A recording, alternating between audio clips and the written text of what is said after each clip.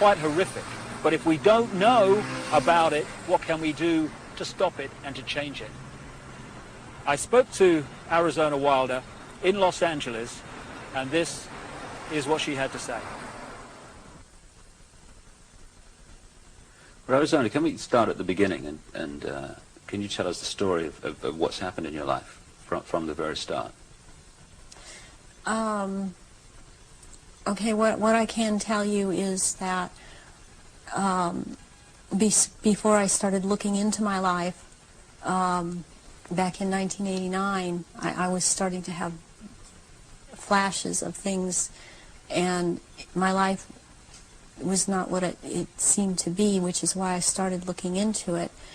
The Aryans, and the purity of the blood, and what it's all about is that the blood and the menstrual blood contains something that is important for the propagation of this race that is controlling things on this planet.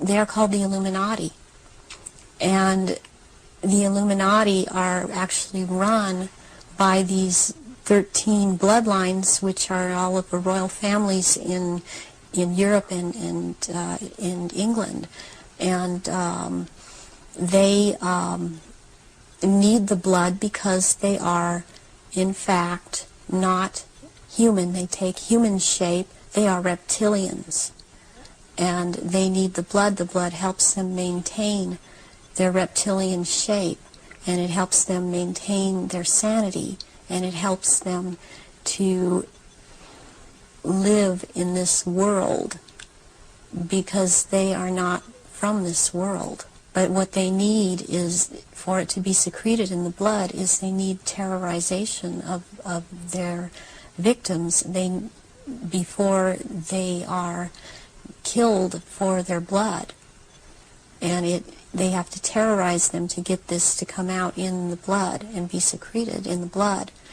They are killed at that moment as they are staring into their eyes, and not only they can't hold their shape when this happens. The human shape. The human shape they cannot hold. They go back into reptilian shape as this is happening, because it's like an animalistic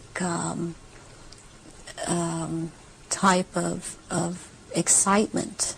Oftentimes they will just rip into the victim and eviscerate them and start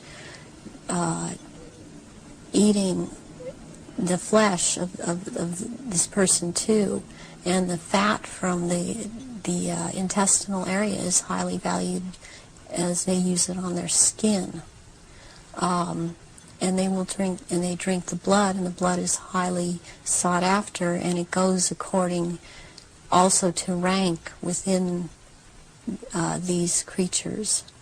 Why it's increased since the ages? So there are changes going on in the earth. It seems they're not able to hold their shape like they once were able to, and people see them shapeshift more and more, and they need the blood to try and maintain it, to try and maintain their human form. I believe there's a time coming that because of what I've been told, when they are not going to bother having to hold that human shape as they had to before, and they want that time to come. It's then about 4,000 years ago, the reptilians arrived here and again began to take over, and they instilled themselves in different places underground in the earth, and also this one part of them, the ruling part, took over and became involved in the politics and in the religion, and started controlling through these means at that point in time. Reptilian that come from another dimension, they actually they materialize from out of another dimension and are present at rituals, and they are so powerful, and their presence is there's such an evilness about them, and they want out of this other dimension. Old ones are called out, and they are what Christianity would have called the demons. Is this symbolism of the abyss anything to do with the fact that these reptilian demons of another dimension are somehow locked in a time-space prison, and they can't get out, and they can only get out when they're brought out in that way? Yes, they want out of that dimension. They have been thrown into that dimension, and they can't leave that dimension. And that's actually what the abyss is about, is being in a different dimension. It's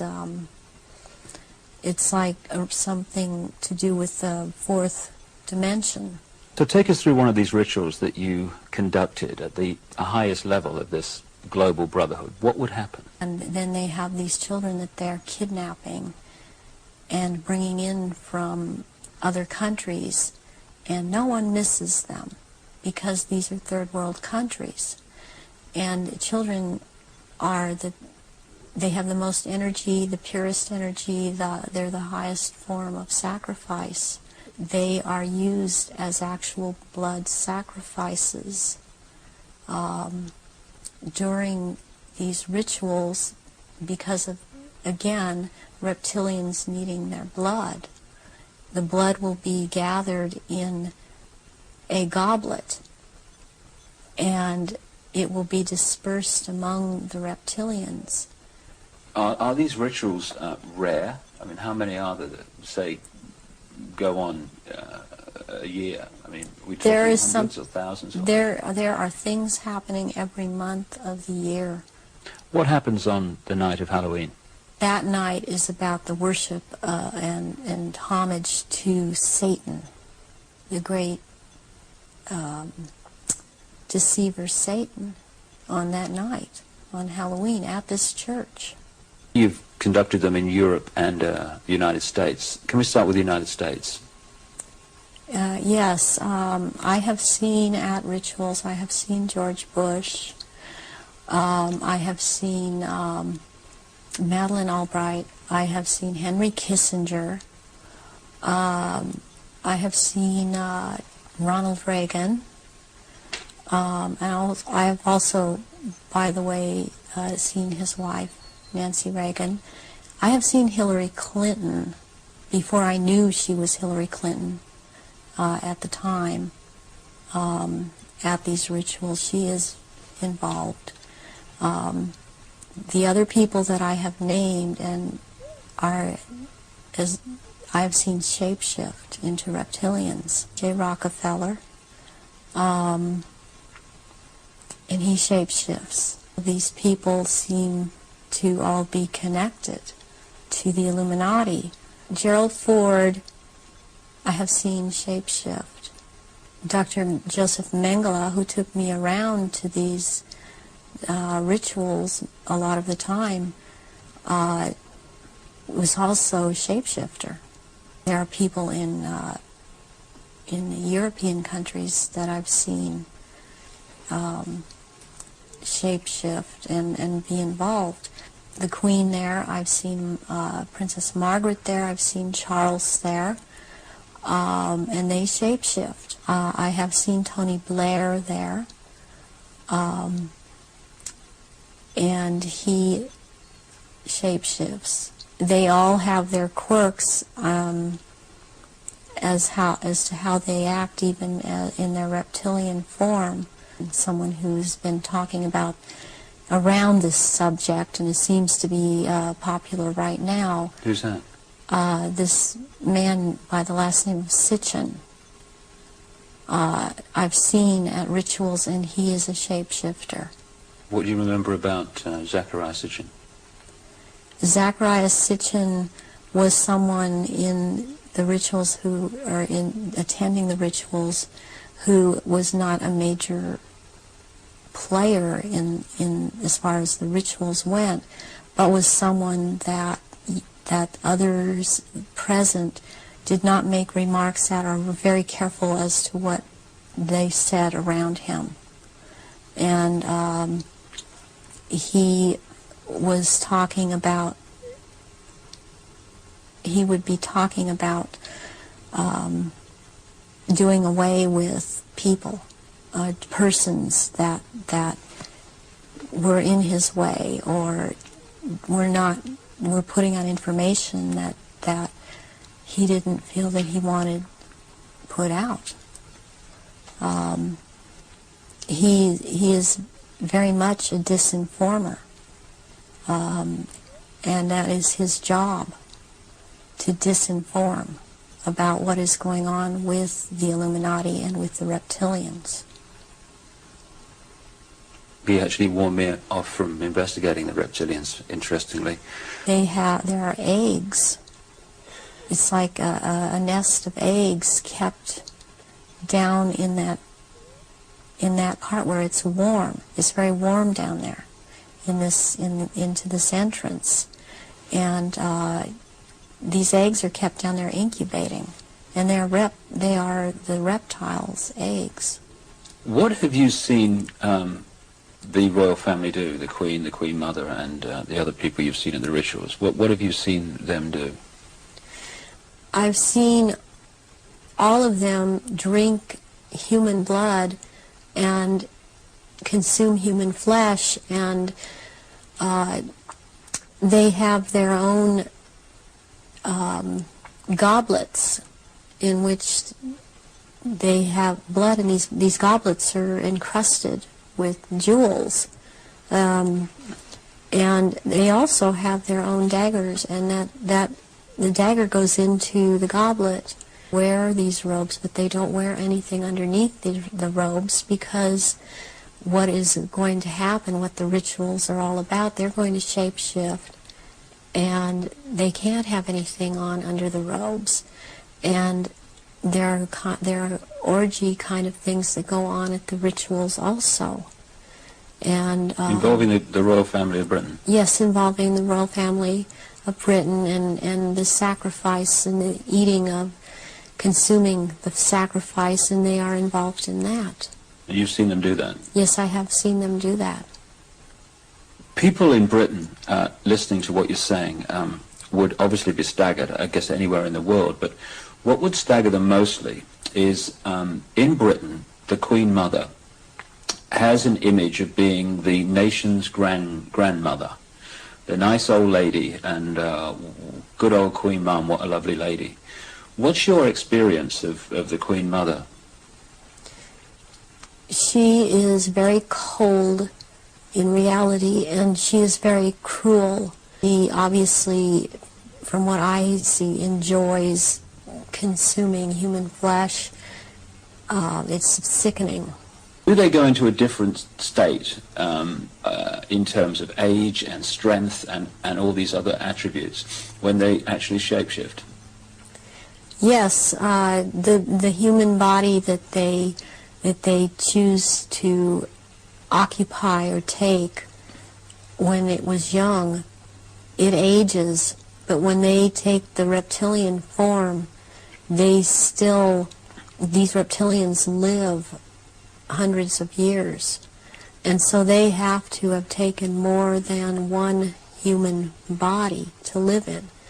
A lot of them are much, much older, and I'm including the Queen Mother in this, older than people think that she is. She's been in more than one body, human form. And when the time comes, if it is time for her to go on, and it has been chosen that she still has, it's known that she still has life or years to go, again, she will be put into the body, the essence of her, and the reptilian form will go, the essence of her will go into another body that is also has the ability to shapeshift into reptilian form. One of the pure reptilian human bloodlines? Yes. What happens when, take the Queen Mother as an example, what happens when they shapeshift? I mean, what do you see? You start to see changes happen, and they're happening so fast that it's almost, it's the closest thing that I've seen to it is what they're now doing with computer technology. It's just a literal transformation that happens very quickly, and they get taller and they get bigger, and they don't look at all as reptilians like they do as humans, and thus the wearing of the robes, because if they were in clothes, the clothes would be torn apart. So let's take the Queen Mother on this subject as an example. We recognize her as a frail old lady. What does she look like when she shapeshifts at these rituals? She has, she looks like, the nose portion gets very much longer, and it grows into kind of a snout kind of thing. She has little fangs, and incisors as teeth, and there's a tongue. They all seem to have this kind of tongue when they're at this level. The tongue has a lot of long, hairy or pointed projections coming out of it. It's very long, and they have these. They don't have hands or feet. They have these claws, and they have scales, and also scales that seem to kind of disappear into one another, but it's more pronounced on the back. There seem to be lumps or protrusions coming from the head. There seem to be some kind of growth appendages at where, on the back, and they seem folded, and not all of them have that. And there is a tail, and they a lot of times will keep the tail curled, and and I've seen her when she's very displeased with something, as I've seen other members like this. This tail is whipped around, very agitated, and they do, and she hisses. What color are they? Which one in particular? Let's take the Queen Mother as an example. She's kind of a beige color on the underside, and by the time you're going up around to the back and the tail and the top of the head and on top of the nose, snout, whatever, it's coming to a very, they're dark speckles or large speckles of dark browns. And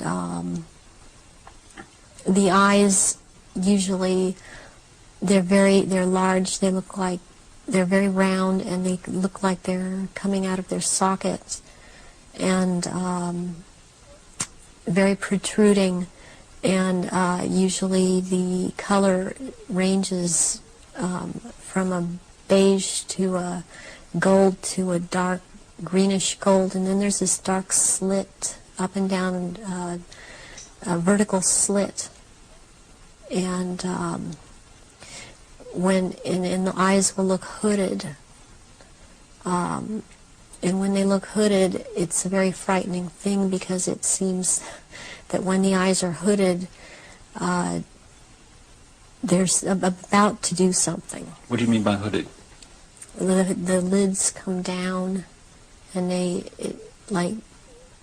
it's almost, I guess it would be the same thing in a human as an expression of someone's got an idea. And how tall are they when they shapeshift? They're just about 7 feet tall. Some are a little shorter, or to a foot shorter. Some are a little bit taller than 7 feet. What is it about the rituals that allow the shapeshifting to happen? when the victims are starting to be sacrificed, it's the scent of the blood, and they start shape-shifting at that point in time, and they can hardly wait to get to the blood. It's like they're addicted to the blood, and then the consumption of human flesh that follows. What have you seen the Queen or any of the royal family do in relation to that? Have you seen them sacrifice and consume human flesh? There are certain times when they will actually do a sacrifice, or there will have been someone doing a sacrifice, and it's not happening fast enough for them. So they will step in and finish it themselves, because the sacrifice the ritual has to be gone through. It's sacrificially, ritualistically, it has to have been gone through, and they will step right in and just start tearing the